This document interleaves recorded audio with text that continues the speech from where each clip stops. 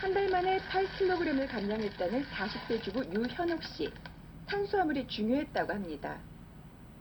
탄수화물은 저희 이제 생명을 유지하는 데 있어서 굉장히 중요한 영양소 중에 하나라서 탄수화물을 끊지는 않고요. 그래야지 제가 일상생활을 해 나갈 수 있거든요. 그래서 먹으면서 적절하게 양을 조절하는 거죠. 탄수화물로 살을 뺐다는 유현옥 씨는 어떤 음식들을 먹었는지 볼까요? 이상하네요.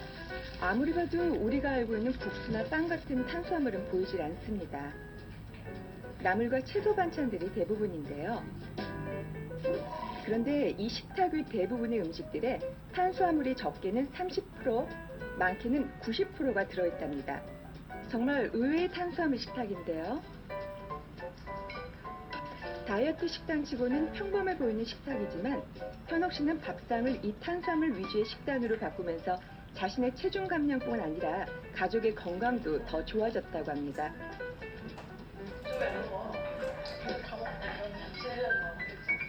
제가 하는 다이어트는 밥도 먹고 반찬도 골고루 여러 가지 먹잖아요. 그러니까 일단은 오래 지속할 수 있고 또 혈관도 깨끗해지니까 건강에도 좋고 그리고 결과적으로 이제 살도 많이 빠지니까 외모에도 좋고 그러니까 저는 안 할 이유가 없다고 생각하는데요. 네, 정말 좋아요. 지방, 탄수화물. 그럼 다음 주인공은 감이 오시나요? 각자의 방법으로 모두 놀라운 체중 감량에 성공한 세 사람. 지방, 탄수화물, 단백질. 이 방법들은 정말 건강하고 효과적인 방법일까요? 하나, 둘, 셋. 의사 선생님들은 이 다이어트 법들에 대해 어떻게 생각할까요? 각 방법들을 대표해 의사 선생님들이 모였습니다. 이제까지 지방이 금기시 해왔죠. 식단에서부터 그렇고 지방을 먹으면 내 몸에 지방이 될 거다.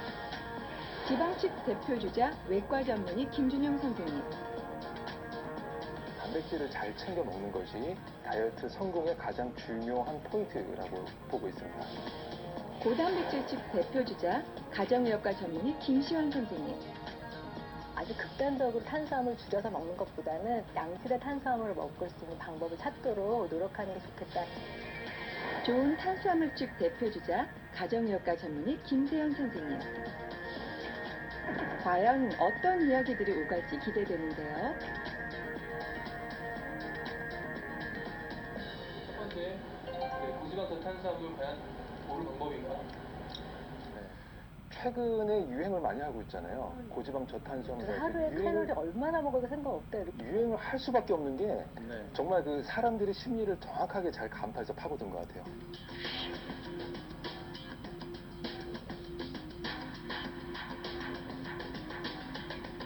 고지방 저탄수화물 다이어트, 김지영 선생님이 주장하시는 그 다이어트에서 하루에 먹는 칼로리가 지방은 몇 퍼센트 정도입니까? 일단 기본적으로 그죠 칼로리 베이스로 네. 해야지 되죠. 지방이 50% 이상. 제가 알고 들은 건 60, 70%였는데 50% 이상인가요? 50% 이상이면 고지방식이 되는 거죠. 네, 네. 그러면은 반면 탄수화물은 거의 제로로 가는 거죠. 제로 한 뭐 10% 이하. 10% 이하. 네. 야채도 푸른 잎 중심으로 먹으면 탄수화물이 거의 없거든요. 그러니까 탄수화물을 더 줄일 수가 있는 거죠. 완전 제로까지는 못 만든다 그럼 하더라도 조금 더 쉬운 이해로 이제 삼겹살집을 갔어요. 거기서 식사를 한다. 네. 고지방 저탄수화물로. 그러면 어떻게 먹어야 되죠? 기본적으로 삼겹살만 먹는 거죠. 밥은 안 먹고 밥이나 냉면 이런 걸 안 먹고. 그래서 안 먹고. 고지방 저탄수화물을 하는 성현 씨도 삼겹살집에서 다른 음식은 먹지 않았는데요. 삼겹살은 거의 비율이 맞거든요. 삼겹살을 예를 들어주신 거는 편한데 그럼 버터로 먹는다 그러면 버터만 먹어야 되나요? 그럼? 미국에서는 벌써 이미 콜레스테롤과 내 몸의 콜레스테롤과 그다음에 먹는 콜레스테롤 간에 상관관계는 없다라고 얘기도 하고 있고 버터를 조금 더 먹으라고 타임지에서 이렇게 좀 후원을 하는 정도로 버터를 포화지방을 좀 더 드시도록 얘기를 하고 있으니까.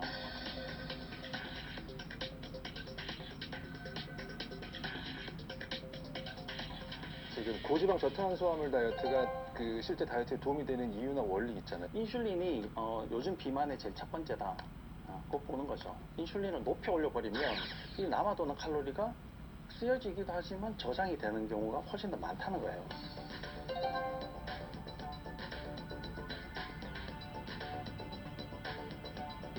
탄수화물을 먹으면 우리 몸은 혈당이 높아집니다.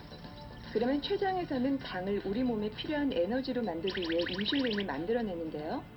만약 혈당이 높은 탄수화물을 많이 먹는다면 혈당을 낮추기 위해 더 많은 인슐린을 분비합니다. 그러나 인슐린이 이 혈당을 감당하지 못하면 몸은 넘쳐나는 당을 지방으로 바꾸게 됩니다. 그런데 탄수화물을 먹지 않고 지방을 먹게 되면 우리 몸은 탄수화물이 아닌 지방을 에너지로 쓰는 몸으로 변하게 되는데요. 그때 지방에서 생성되는 부산물이 바로 케톤입니다. 이 케톤은 포도당 대신 우리 뇌의 에너지원으로 사용되죠.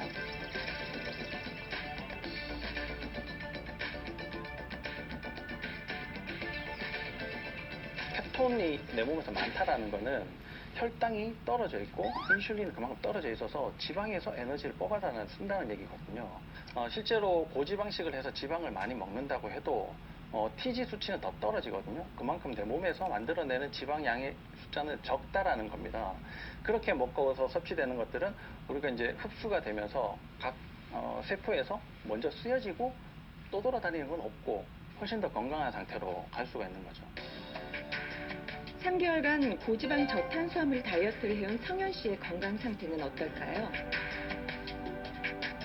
검사 결과 중성지방 수치가 크게 감소한 것으로 나타나는데요. 현재 상태 정상, 건강한 것으로 나타났습니다.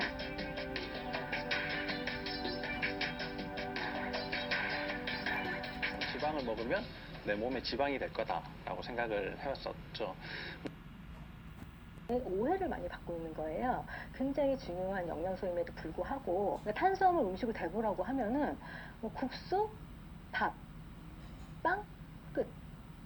되게 많잖아요. 우리 먹는 거 다 탄수화물인데. 대부분이 탄수화물 그렇죠. 같은데. 네. 사과 한 쪽만 먹어도 그게 몇십 그램이 나오는데 보통 오해하는 게 두부예요. 두부가 탄수화물이 상당히 거의 많거든요. 탄수화물로 네. 분류하죠, 저는. 그런데 굉장히 두부를 좋아해요. 고기 대신 단백질 대신 섭취하는 분들이 많더라고요. 그래서 제가 그분들은 두부는 밥 대신 드시고 단백질은 다른 걸로 섭취해야 됩니다라고 말씀을 많이 드려요. 탄수화물 위주의 식단으로 다이어트에 성공한 유현옥 씨의 경우에도 섭취하는 탄수화물의 기준이 있었는데요. 모든 종류의 탄수화물을 먹은 건 아니었습니다. 탄수화물 굉장히 중요한데요. 탄수화물도 두 가지 종류가 있어요. 단순당이랑 탄수화물이 있거든요. 근데 단순당은 뭐 설탕이나 라면 같은 거, 백미나 이런 것들은 굉장히 당 수치를 빨리 올려서 지방으로 변화가 되기 쉬워요. 복합 탄수화물은 이렇게 현미밥이나 뭐 고구마 같은 것들, 흡수가 좀 더디되면서 지방으로 변하지 않게끔 도와주는 것들. 그런 탄수화물을 저는 몸에 유익한 탄수화물을 먹는 거지, 일반 탄수화물 백미나 뭐 빵, 밀가루 이런 거를 먹으면은 똑같이 먹으면 저도 이렇게 다이어트 못하죠. 네. 현옥 씨는 혈당을 빨리 높이는 단순당의 탄수화물은 최소한으로 줄이고 식이섬유가 풍부하고 혈당을 조절해주는 복합 탄수화물 위주의 식단을 철저하게 지켜왔습니다. 근데 그 탄수화물 정의를 얘기하셨으니까 저도 이 식단에 대한 정의를 좀 짚어보고 싶은데요. 이 몸에 좋은 식단하고 다이어트에 좋은 식단하고는 다르다고 생각을 하셨으면 좋겠어요. 저는 반대예요. 몸에 좋은 식단이 결국은 다이어트에 도움이 되는 식단이고 제가 봤을 때는 무조건 몸에 좋은 식단하고는 좀 일맥상통하는 건 아니라고 봐요. 사실 저도 환자분들한테 이제 그 식사일기장을 꼭 써오라고 하는데 환자들이 되게 겁을 먹어요. 칼로리 계산을 하는구나 이러고. 그래서 저는 그게 아니라 패턴을 보려고 하는 거다. 이제 탄수화물을 먹더라도 양껏 먹어도 하루에 그러니까 그게 혈당 지수가 높으면서 이제 양껏 드신 분들은 하루에 1,500칼로리 정도만 먹어도 배가 부르다 그러세요. 제가 볼 때는 장내 세균총이 잘못돼 있는 게 제일 문제예요. 그게 단백질이나 지방이 허트리는 것보다 탄수화물이 허트리는 문제가 훨씬 더 많거든요. 하는 것 아니요, 절대 자체가 그렇지 않아요.